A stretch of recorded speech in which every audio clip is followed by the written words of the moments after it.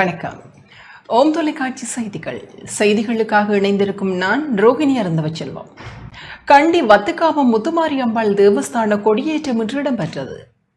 மத்திய மாகாணம் கண்டி வத்துக்காமம் ஸ்ரீ முத்துமாரி அம்பாள் தேவஸ்தான வருடாந்த மகோற்சவம் இன்று கொடியேற்றத்துடன் ஆரம்பமானது.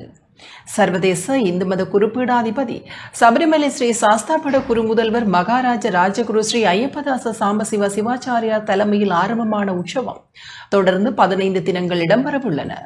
அந்த வகையில் எதிர்வரும் 9ஆம் தேதி வைகாசி விசாகத்தன்று பஞ்சரத பவனி நகர்வலம் இடம்பெறும் என ஆலய நிர்வாகத்தர்கள் சைவாபிமானிகள் சங்கத்தினர் தெரிவித்துள்ளனர்.